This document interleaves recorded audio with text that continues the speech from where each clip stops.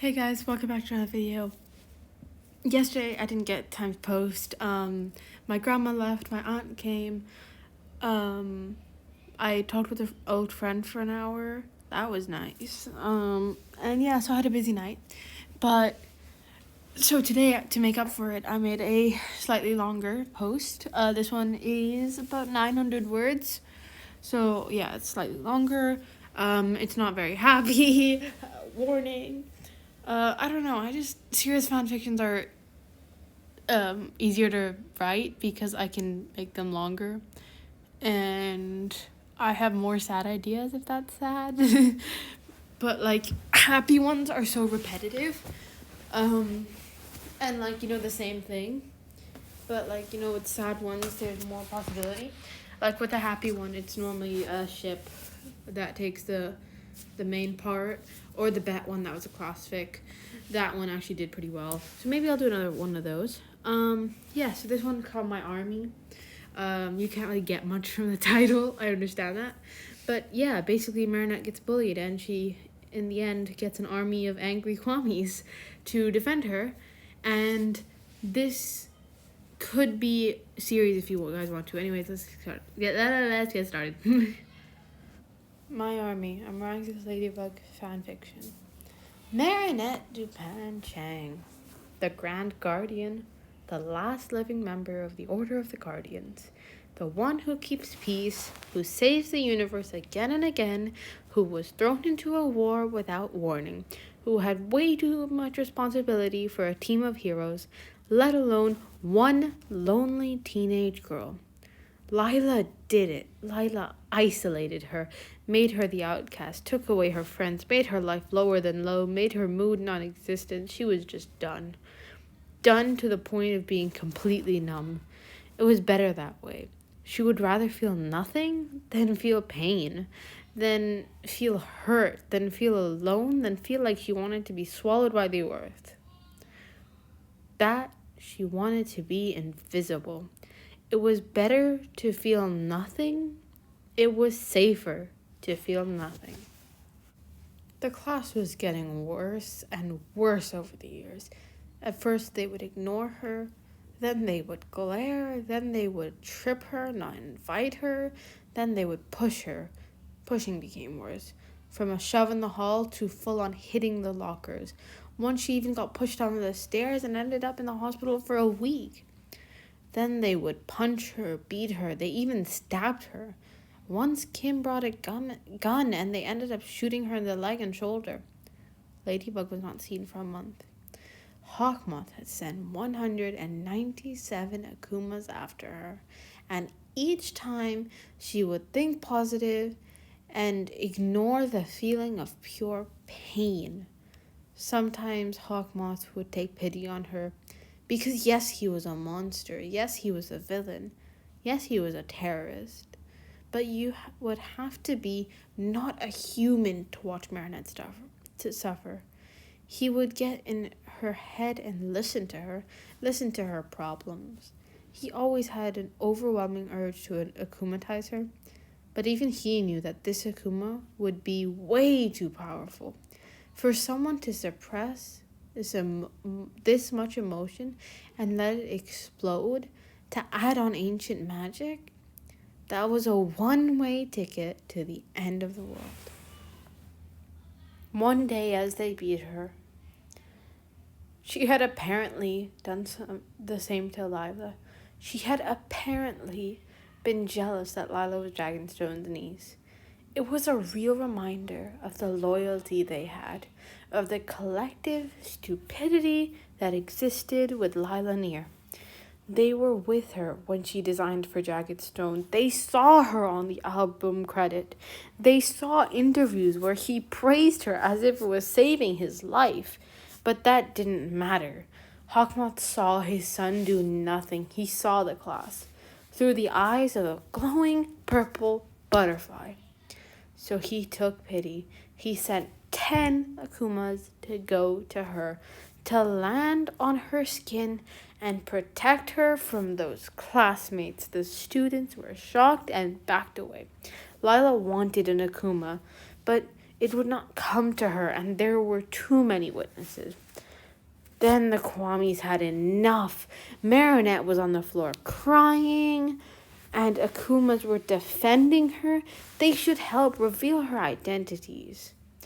They were so close to taking Hawkmoth, and seeing the heart the man seemed to have, seeing how he would talk to their guardian, they would show him. Maybe they could negotiate. The man seemed to have a brain. So they flew out. They could finally free Plague. He had a corrupted master for months. He deserved to be set free. Stay away, Tiki yelled, flying out. Don't you see you're hurting her? The red Kwami yelled. The ones that had never earned a Miraculous were confused. The ones that had were processing it. An army of Kwamis and Bunnocks came out of a portal. Kwamis that Marinette had spent hours of her night rescuing from around the world. The wolf, the robin, the falcon, the hummingbird, the shark, the panther, the gazelle. There were so many. Plague flew out and grabbed his ring. He went to gave it to Marinette. She was frozen at the protection, at the loyalty. Plague went next to her neck and purred. I'm ashamed, kid. You were supposed to be Chat Noir, Ladybug's partner. Look at what you are allowing. You are letting her get hurt. I'm surprised you believe a liar. I'm surprised. You believe a liar. You bully her. You hurt her. You bring her down. Then she goes and protects all of you. If you are too dumb to realize, this is Ladybug. This broken girl on the ground is the one you praise and look up to, Plague said. Bunnocks went forward and picked the shaking Marinette, who was seconds away from becoming unconscious. I'm ashamed, Mini-Me. You were supposed to have her back. That's what happened in my timeline. I'm not going to be surprised if she decides to not give you the Bunny Miraculous after this. You don't deserve it. I hope you learned your lesson. And I hope you figured out that this proves some of her lies aren't true. Don't believe everything because it seems shiny and harmless. Because it seems to be a benefit. Bunnocks glared at them and left with the army of Kwamis. Meanwhile, the butterflies went back home to a master who was rethinking a lot. And that is the end of my army. You know, I'm kind of surprised. I was like all serious for a second, and then all of a sudden I was like, okay, that's the end. Sorry, I'm a bit energetic. I'm listening to music, and I had a really good day.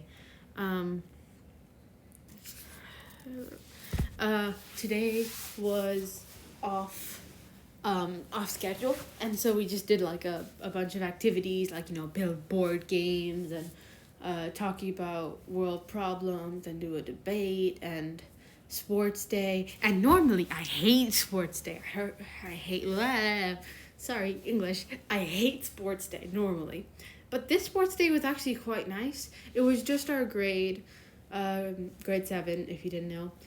So it was just grade 7. We were split into 2 groups. Each group was like not very big. The other group had 9 people. My group had 8 people because 6 people in grade 7 decided not to show up today because they were like scared of sports day or something. I don't know. But it just felt like a PE lesson because there was no parents or siblings or other people like, you know, clapping every time you make a mistake. Because I don't like that. I don't like attention. So it was nice to have just like, you know, the PE teachers. The principal was there as well. But she's a nice principal and I really like her. So it was fine that she was there.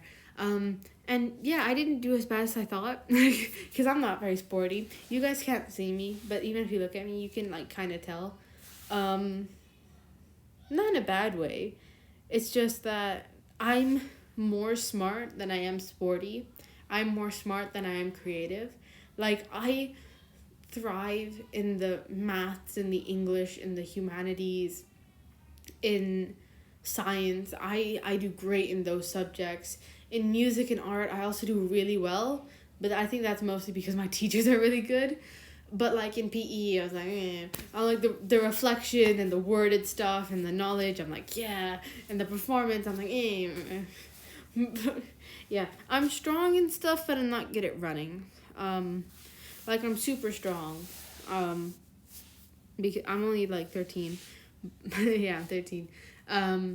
But I think the most that I've ever lifted, I can carry my uncle. I know that, and he's about 80 kgs. He's like a super gym type of person.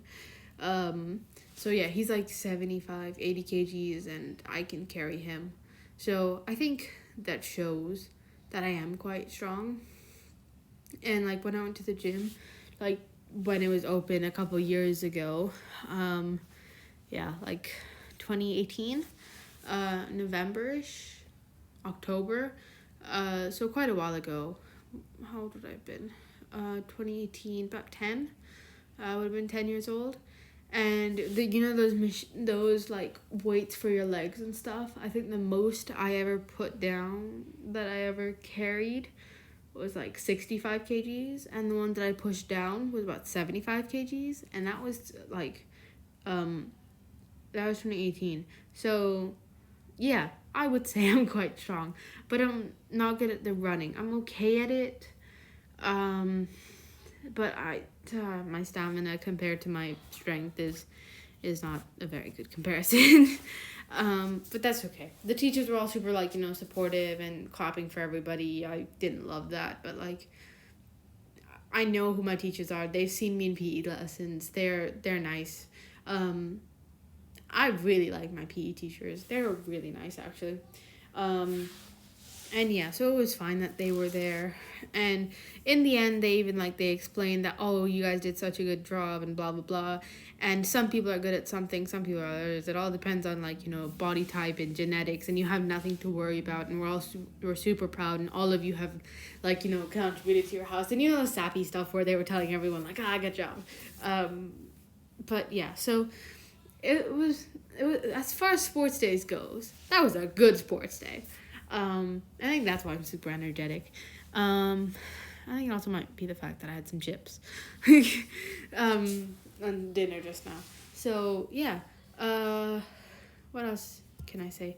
That's what I want to ask today. What type of person are you? Are you the type of person that, wants to shout to the world and give speeches and wants all the attention?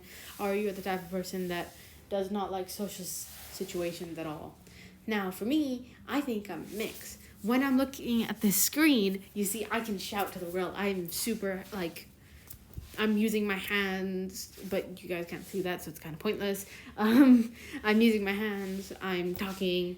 I have expression in my voice. I'm happy. I'm energetic. I can do this. But when it's in my class and I have to give a presentation, you wouldn't believe my voice. It's so shaky. It's unbelievable. It's like, blah. But here, I don't have any reason to be nervous because all of you are super nice. This is my writing. You can't see my face. I think that's a big part of it in it as well because I don't have to see your eyes and make eye contact and see all these people looking at me.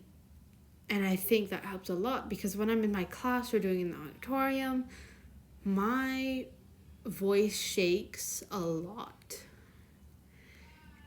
It didn't used to. I used to be great at presenting, but I think after COVID and stuff, I just forgot a lot about how to do it. And so now when I'm told to give a presentation about who knows what, because the teachers, they want to give you a variety. Sometimes they want to give you creative tasks. Sometimes they want to give you written. Sometimes they want you to be alone. Sometimes they want to be in your group. Sometimes they want you to just send in information. Sometimes they want you to record it. Sometimes they want you to present it. And in those times that they want me to present it, the day, the night before, the day before, the week before, when I'm starting the presentation, when I'm told it's going to be a thing, I just get more and more nervous. And when it's about to be my turn, I swear, I'm so nervous. I feel like I'm going to throw up. And I'm just like, and I can't do it. And my stomach is hurting because that happens when I'm nervous. And hours before the actual thing, I'm thinking of all the things that can go wrong. And when I'm doing it, I'm so nervous. Even though I know what I'm talking about. I've had practice. This is my information.